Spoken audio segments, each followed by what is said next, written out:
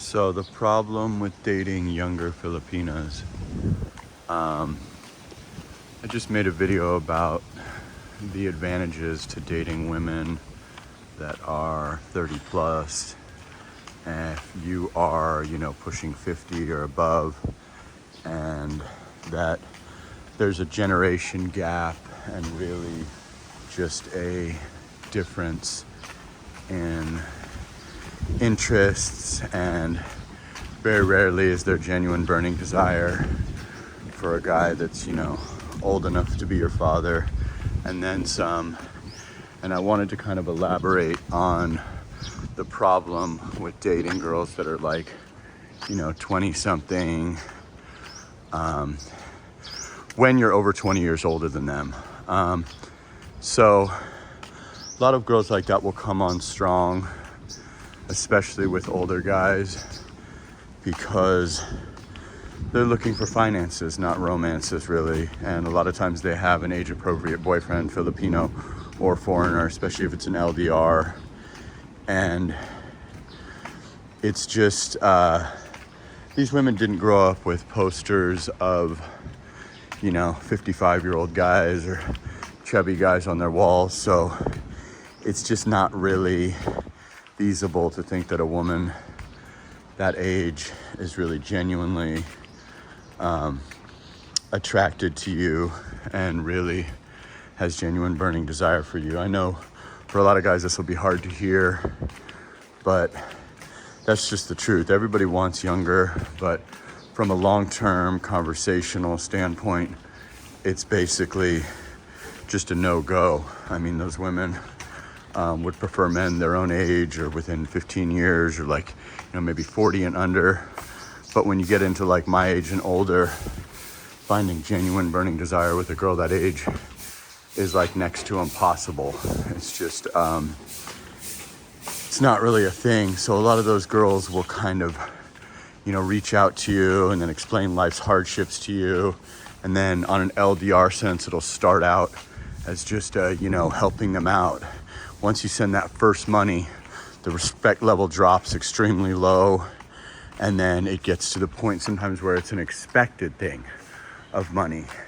And then you're getting into like a dangerous territory where money is sort of expected and you sort of fall into the human ATM category because you've given money, which signals low value. You're not particularly impressive like on a physical level because you're old enough, say 20, 30 years older, at least, 25, 30 years older. So barring you being a complete movie star, there's not a massive amount of sexual attraction, if any at all. So you're two different generations. You don't like the same music. You don't, you're not a TikTok guy. They're living and dying by TikTok. And you're sort of in a situation where there's just nothing to talk about. There's no common ground whatsoever. The interests are different.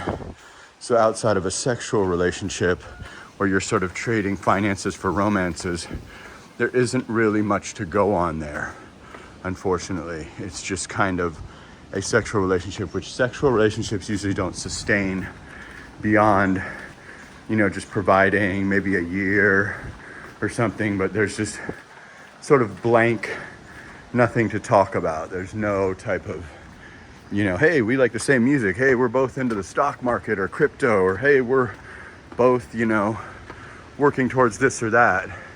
It's just like a totally mismatch outside of you providing money and her providing sex.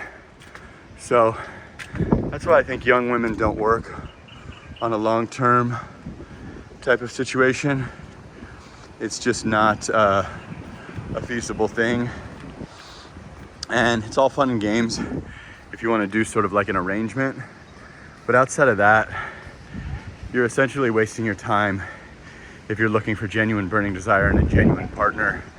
You gotta stick with somebody similar generation, like always within 20 years.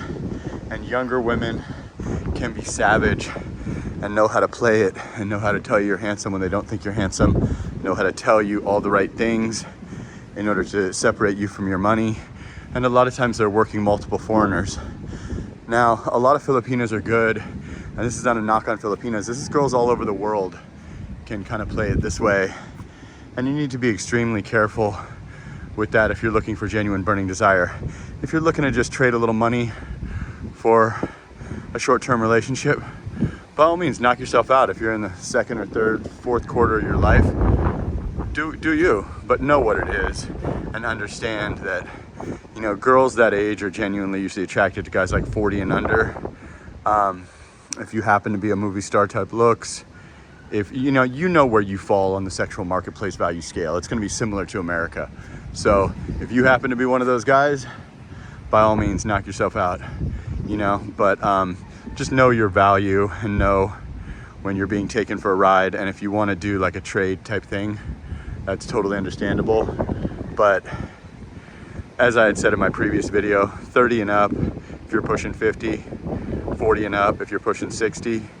Outside of that, you're essentially wasting your time and you are just doing like a short-term arrangement, you know, with few exceptions. So I just wanted to throw that out there and show you this beautiful view.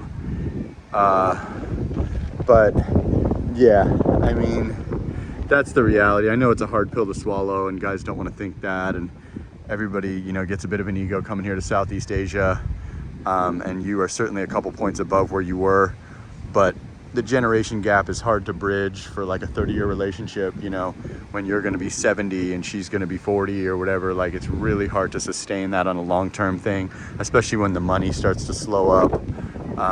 You just got to be extremely careful with those sort of arrangement type situations where women are basically just telling you what you need to hear in order to get them and their family taken care of, or in order to get a better lifestyle out of you, or trips to places like this or whatever. So like, comment, subscribe, share the video, and 360 view of the ocean. Sana all.